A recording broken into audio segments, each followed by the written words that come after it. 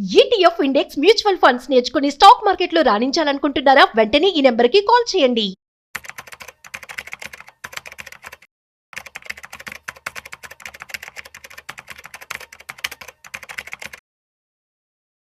ప్రేక్షకులకి మీ రామచంద్రమూర్తి నమస్కారాలు.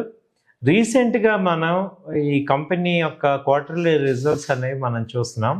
అయితే ఈ కంపెనీస్లో ప్రాఫిట్ ఉన్న కంపెనీస్లో డివిడెండ్లు ఇస్తుంటాయి. చాలా వరకు 10 రూపీస్ 20, 30 అలా ఇస్తుంటాయి.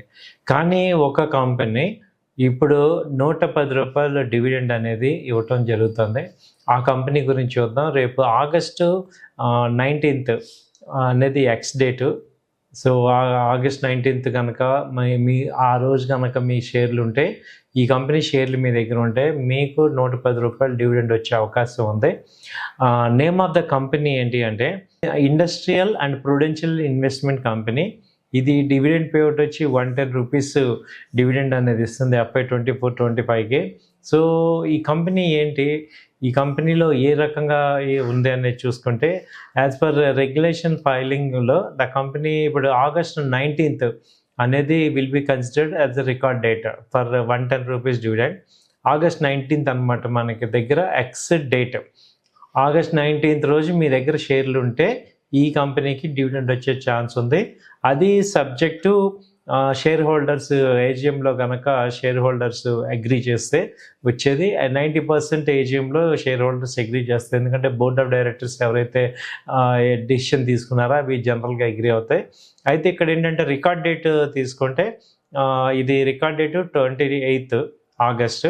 వీళ్ళు చెప్పడం ఏం చెప్తున్నారంటే industrial and prudential investment company Tuesday కనుక థర్స్డే ఆగస్ట్ 14 అంటే వీళ్ళు బోర్డుకి అదే ఎన్ఎస్సికి చెప్పారు. దీని ప్రైస్ తీసుకుంటే ఇప్పుడు 6,800 ఆ రేంజ్ ఉంది. సో ఈ కంపెనీ మేజర్గా చూసుకుంటే 2022లో 50 రూపీస్ డివిడెండ్ ఇచ్చింది.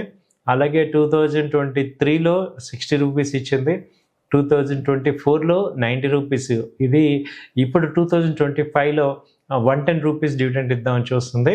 ఇది ప్రైమర్లీగా non banking financial company. So దీనికి లాస్ట్ 2 years నుంచి కూడా దీని యొక్క రిటర్న్స్ తీసుకుంటే 10% return, last share value 10% growth వచ్చింది. అలాగే ఇది లాస్ట్ 1 year చూసుకుంటే 135% 2 yearsలో వచ్చింది. లాస్ట్ 5 years నుంచి కనుక చూసుకుంటే ఇది 700% గ్రోత్ అనేది షేర్ ప్రైస్లో వచ్చింది. సో మేజర్గా ఈ కంపెనీ వచ్చి ఈ ఇన్వెస్ట్మెంట్స్ అలాగే నాన్ బ్యాంకింగ్ ఫైనాన్స్ ఆపరేషన్స్ అవి చేస్తుంది. సో ఈ కంపెనీ ఇది మేజర్గా 110 రూపీస్ డివిడెండ్ కనుక మీకు రావాలంటే ఈ కంపెనీ షేర్లు ఆగస్టు 19th మీ దగ్గర ఉండాలి. సో ఇదండి 110 రూపీస్ డివిడెండ్. సో ఇది only information, only education purpose మాత్రమే. మీకు ఎక్కడికి కూడా మేము బై చేయమని ఇన్వెస్ట్ చేసుకోమని చెప్పట్లేదు. మీరు కూడా 1-2 సార్లు ఆలోచించుకొని ఈ డివిడెండ్కి ఎలిజిబిలిటీ తీసుకుంటారు లేదా అని చూసుకోండి. ఒకసారి ఈ కంపెనీ గురించి మనం చూసుకుంటే industrial and prudential investment company limited వచ్చి ఇదొక non banking financial services company, NBFC. So ఈ company non banking financial activities including ఏంటంటే business of investments and lending దీనిలో ఉంది.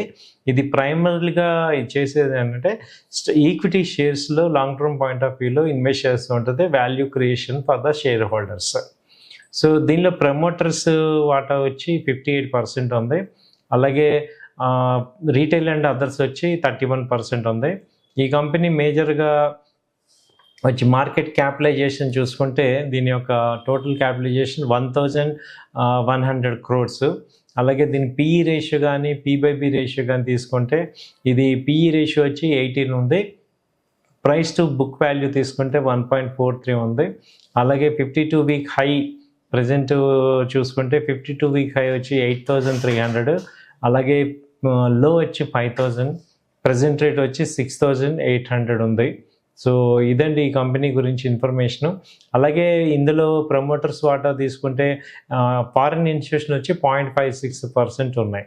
సో దీని యొక్క ప్రాఫిట్ లాస్ స్టేట్మెంట్స్ మనం చూసుకుంటే లాస్ట్ 5 years నుంచి కూడా దీనిలో నెట్ ప్రాఫిట్ తీసుకుంటే నెట్ ప్రాఫిట్ వచ్చి 63 crores నెట్ ప్రాఫిట్ వస్తుంది. సో ఇది లాస్ట్ 2015 నుంచి 21 క్రోర్స్ నుంచి ఇప్పుడు నెట్ ప్రాఫిట్ వచ్చి 63.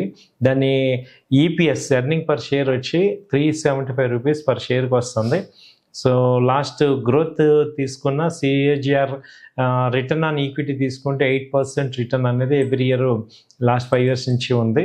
సో అలాగే స్టాక్ ప్రైస్ తీసుకుంటే యావరేజ్గా ఎవ్రీ 5 years తీసుకుంటే 50% గ్రోత్ అయితే కనబడుతుంది.